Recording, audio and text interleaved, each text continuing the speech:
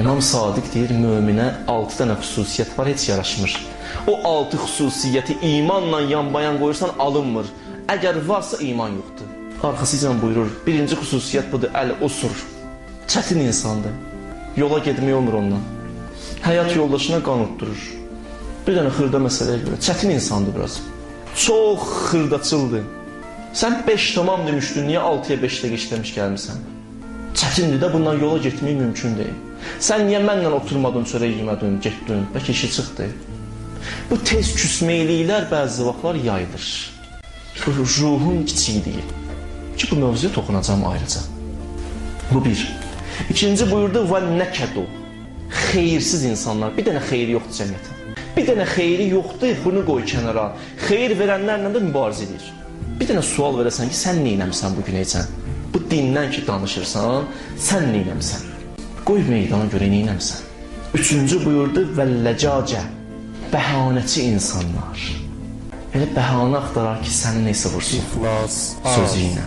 Bəhanə axtarır da, bir şey tava bilmir, heç axır qalır neynəsin.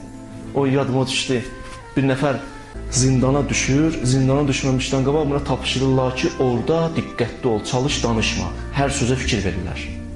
Böyle danışarsan sözündən səhv tutarlar. Bu da düşür zindana, düşəndən sonra zindana yazıq susur, danışmır. Da qorxur da, amma oradakilarına bundan acığı gəlir. Bir bəhanə axtarırlar ki, axır buna sözün desinlər də.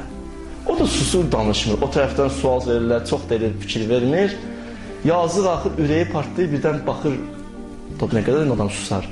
Birdən baxır göyə, baxanda görür bulud var, deyir, deyəsən sabah yağış yağacaq. Bunlar baxır ona, deyir, and olsun Allah'a, əgər sabah yağış yağmasa sənin başına oynatsızlar biz. Baxır, bir də bəhanə ilə istəyirlər buna nesə, öz işlərini görsünlər də. Bəhanəçil insanlar. Dördüncü xüsusiyyət budur, vəl-kizb, yalan danışan insanlar. Yalan imanla düşmür, Allah şahiddir, alınmır. Bəzi günahlar var, Peyğəmbər özü buyurur, məsumlar buyurur ki, bu günah olsa mömin demək olar, amma yalanla iman alınmır ki, alınır. Yalan ki, ruha hopdu, yox, olmayacaq. Beşinci buyurdu, vəl-həsədu, həsəd, imanla uzlaşmır. Altıncı buyurdu, vəl-bəğyu, zülm eləmək. O insanlar ki, zülm eləyirlər. Həsəd onlardan biridir. İmanla yanbayan qoymaq qeyri-mümkündür. Allah Peyğəmbərə deyir, Peyğəmbər belə dinən, Qul əuzu bi rabbil fələq, axırına bax, və min şərri həsidin izə həsəd. Dinən Peyğəmbər, Allah sənə sığınıram, kimdən? Ya Rəbbəl aləmin, sənə sığınıram həsəd əhlindən. Hədisdə var, müminin 5 dənə düşməni var. 5 düşməni, 5 növ düşməni var. Nəfsdir, şeytandır, münafiqdir, kafirdir, 5-ci də mömindir. Təəccüb eləmə. Müminin 5-ci düşməni mömindir. Arxasıca izah edir. O mömin ki, həsəd əhlidir. O mömin düşmənidir. Gələk işin tutsun, diqqətli olsun.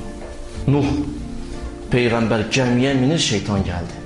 Gəldi, daha vəziyyət ki, qutarıb, nifrin edib, Nuh hamısı öləcək, gəldi Nuh'a yaxınlaşdı, 2 dənə sənə yaxşı söz deyəcəm. Da bunun işləri ki, düzdür, getdi qaydasında, deyir, sənə 2 dənə yaxşı sözün var, dedi, nədir sözün? Dedi, İyyəkə vəl-hirs.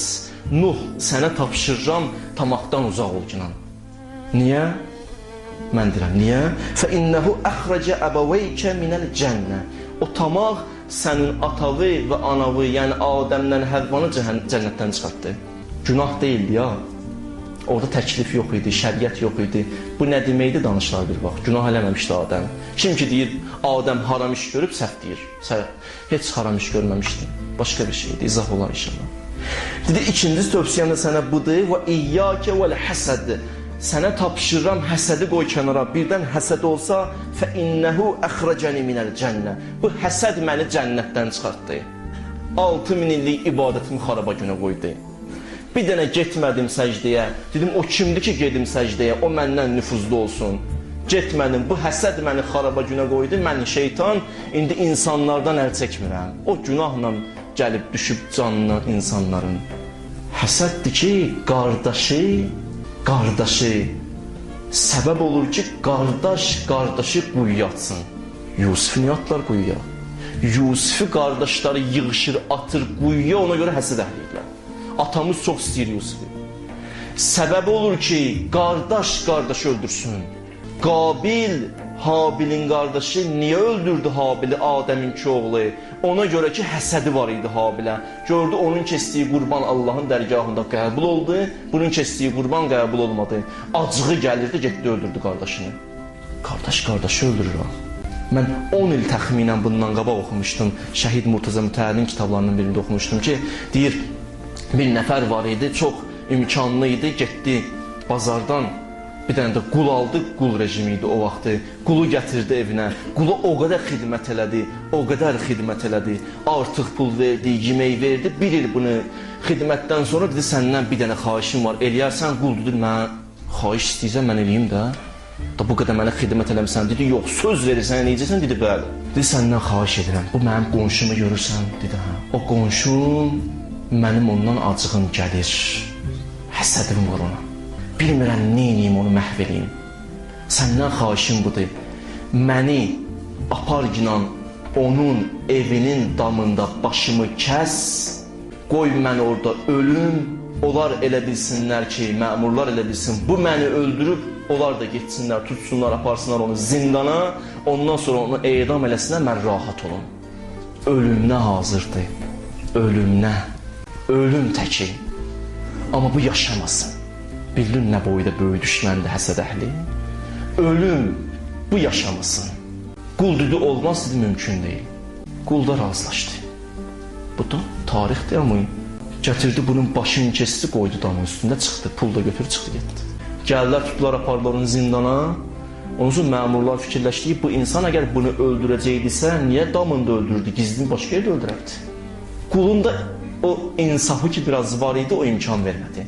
Gəldi, hadisəni açdı. Dedi, bu şəxs özü vadar edib məni ki, mən onun başını kesim.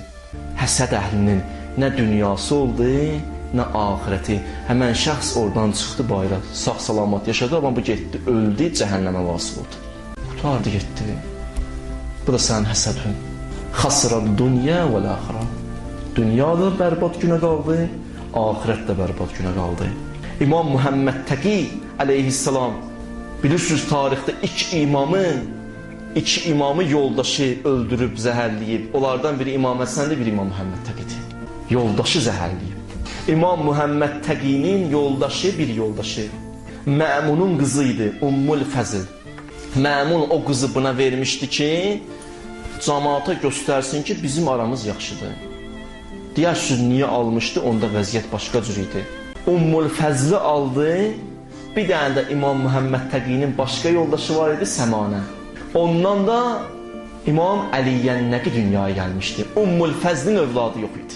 Çünki kimi var idi, İmam Muhammed Təqiyə kim yaranmışdı bunda? Həsəd. O xanıma, bu xanımda həsəd yaranmışdı xanıma. Ki onun övladı olub məndən olmayıb, üzr istəyirəm. Acığın imamdan çıxmaq istəyirdi.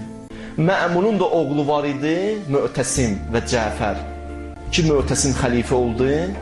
Onlar, yəni bunun oldu qardaşı, gəldilər buna yaxınlaşdılar Ummul Fəzlə. Dedilər, get bu yoldaşıvı, yəni İmam Muhammed Təqini, zəhərli öldürkünən.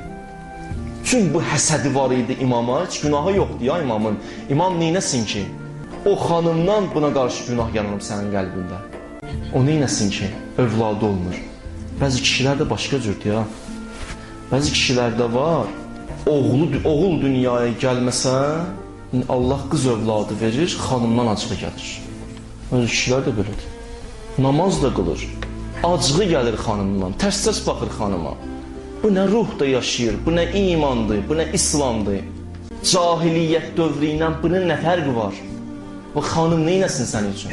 Mənə danışdılar bir hadisəni, Allah belə qaynanalardan saxlasın. Bir qaynana, bağışdüz məni.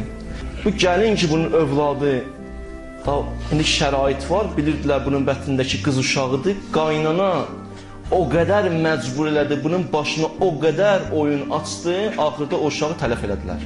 Mən oğul istəyirəm. 10 ildir. O hadisədən sonra həmən gəlinə Allah ki, övlad vermir. İndi həmən qaynana yalvarır, nə olar, qız da olsa ver də. Yalvar, çox yalvar. Sən o da azdır.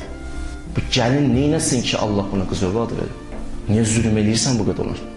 Onun nə günahı var ki? Kişilər də bəziləri belədir. Bəziləri bu gündədir. Düşmən olur həyat yoldaşı ilə. Acığı gəlir, evə getmək istəmir, gec getmək istəyir. O qızın dırnağı üçün gezənlər çoxdur. Sən görməmsən, ona görə verib Allah deyənə bu qədər rahat keçirsən. Milyonun qoyur ki, övladı olsun olmur. Yəni bu qədər harınlayıb, gəldi, imamı zəhərlədi bu xanım Ümmül Fəzil. İmam o cürlə dünyasını dəyişir. Can üstündə olanda Ümmül Fəzil özü gəlir ağlayır. Niyə ağlayırsan? İmam deyir, mən sənə bir söz deyim, sən o günə qalacaqsan ki, bütün malın, pulun hamısı əlindən çıxacaq, dilənçi günə düşəcəksən. Elə bir xəstəliyə duçar olacaqsan ki, o xəstəliyə də öləcəksən. Doğrudan da vəziyyət elə olur. Nə qədər pul xərcləyir xəstəliklə, azad ola bilmir. Axırda dilənçilik eləyir, əlini açır oradan, buradan mənə pul verir. Bunun qardaşı ki vardı, Cəfər, vadar eləyirdi, öldürür imamı. O da deyirlər, məst halda, içki içib, məst oldu, bir gün yolda düşdü bir dənə quyuya, orada öldü getdi. O da o cürünə getdi. Bu da belə, o da belə, ikisi də. Həsəd əhli belədir ya. Xanım Zəhranı ki, Peyğəmbər çox istəyirdi. Gələrdi Peyğəmbər xanım Zəhranı görərdi, üzündən öpərdi. İki üzündən öpərdi. Bağrına basardı. İyniyərdi xanım Zəhranı. Xanımlarından da biri vardı, Peyğəmbərin xanımlarından biri. Deyirdi, bu qədər niyə? Nə məsələdir? Niyə bu qədər öpürsən? Həsədi var idi. Deyərdi, xanım, Allah elə ki məni apardı Meyraca, Həzrəti Cəbrail ki məni apardı, mən gəldim, çatdım cənnətə, cənnətin iyini duydum, cənnətdə bir dənə ağac var idi, Tuğba. O Tuğba ağacının meyvəsi yedim, qayıtdım bu dünyaya, o meyvə, ondan sonra ki mən yemişdim, xanım Xədicə ilə ünsiyyətim oldu, ondan sonra xanım Zəhra dünyaya gəldi. Haçan ki cənnətin iyini duymaq istəyirəm, o Tuğba ağacının iyini duymaq istəyirəm, Zəhranı inirəm. İşin yoxdur məndən. O Tuğba ağacının iyi gəlir. Nə işin var məndən? Acığı gəlirdi. Həsəd belədir, həsəd əhli bədgümandır. Elə hey sizin əməllərinizi, sizin fikirlərinizi pis yerə yozacaq. Amma bu kök tapdı, rəvac tapdı, bədgümanlıq yayıldı. Tam şəkildə məhvə doğru gedir insanlar, biləsiniz. Əl-ələ verməliyik, kömək eləməliyik birimizə. Birbirimizi müdafiə eləməliyik, qorumalıyıq. Bugün mən sənin qədrini bilməsəm, mən günahkar bəndə, səninki qədrini heç kəs bilməz düşmənlər. Bunu gələk qoyaq kənara, səmimiyyəti yaradaq onu, həqiqi səmimiyyət. O doğrucu mehribanlıq. Ki doğrudan görüşəndə ürəyin, qəlbin döyünsün, qəlbim döyünsün, qardaşım var. Bu cürünə dağ kimi qardaşım var. Belə ola bilərik ki, Allah bunu bizlərə nəsib eləsin inşallah.